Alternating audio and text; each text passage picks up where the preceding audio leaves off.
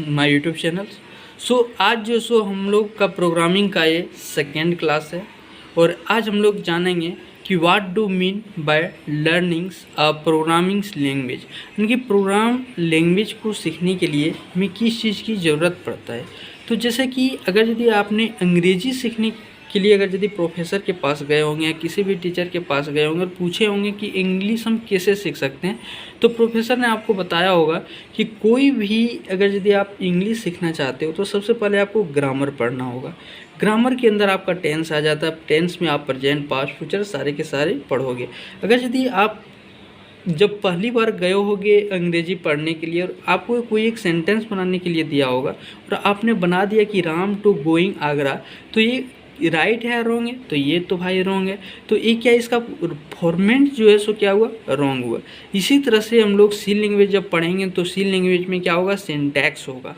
Syntax को पढ़ना पड़ेगा, स्टेटमेंट को पढ़ना पड़ेगा और वो स्टेटमेंट अगर यदि आप सही एक सिस्टमेटिक ढंग से करोगे तो वो क्या होगा, सही होगा। अगर यदि आप इस तरह से अगर यदि जिस तरह से सेंटेंस बना इस तरह से अगर यदि कर दोगे तो क्या होगा, वो गलत हो जाएगा। ठीक है, अब बात करते हैं नेक्स्ट कि एक एप्लीकेशन, जिस तरह से आप किसी भी प्रिंसिपल को या कोई भी किसी भी व्यक्ति को अगर यदि आप कोई एप्लीकेशंस लिखते हो तो एप्लीकेशंस लिखने के लिए क्या करते हो, पहले टू लिखते हो, फिर सब्जेक्ट लिखते हो, फिर रिक्वेस्टेड टीचर लिखते हो।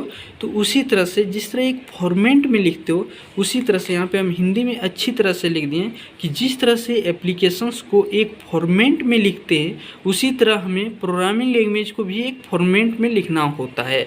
अब नेक्स्ट पॉइंट है कि प्रत्येक सी प्रोग्राम को एक पार्टिकुलर स्ट्रक्चर होता है, यानी कि प्रत्येक सी प्रोग्रामिंग लैंग्वेज का क्या होता है, एक पार्टिकुलर स्ट्रक्चर होता है।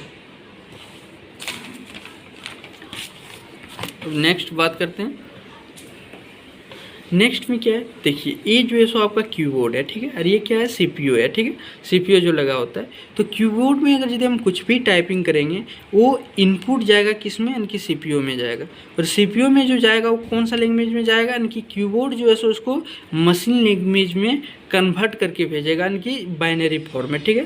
और जो भी हम इसमें इनपुट देंगे ये हमारे कहाँ पे आउटपुट आएगा, तो स्क्रीन जो मॉनिटर होता है, मतलब जो लैपटॉप का जो स्क्रीन होता है उस पर हमें आउटपुट मिलना चाहिए। इसके कुछ पॉइंट नीचे हमने लिखे हैं कि every program language must have some facilities to take read fetch input coming from the keyboard.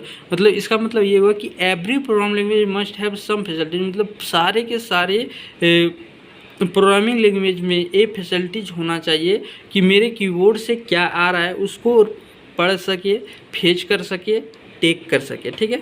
ये जैसे कि आप कोई चीज़ इनपुट में देते हो, प्रोसेसिंग में रह जाते हैं, तो प्रोसेसिंग के बाद क्या आता है आपका स्क्रीन पर, तब प्रोसेसिंग होता है, उसके बाद जो है सो आपके स्क्रीन पर आउटपुट दिखाता है। फिर थर्ड पॉइंट जो है, every program language must have some facilities to print to give output on the screen, और सारे के सारे प्रोग्रामिंग लैंग्वेज में फैसिलिटीज होना चाहिए जो कि वो आउटपुट कहाँ पे, यानी कि स्क्रीन पे आपका मॉनिटर पर दिखा सके। आज के लिए जो है सो यहीं तक रहने देते हैं। नेक्स्ट पार्ट थर्ड में हम लोग देखेंगे आगे का पार्ट क्या है, यानी कि क्यों हम लोगों को मतलब लैंग्वेज की ज़रूरत पड़ता है। तो अभी तक के लिए यहीं, जय हिंद, मिलते हैं नेक्स्ट वीडियो में। आप लोग इसी तरह से देखते रहिए, प्यार बरसाते रहिए और वीडियो को शेयर कीजिए, लाइक कीजिए और चैनल को सब्सक्राइब कीजिए। जय हिंद, जय भारत।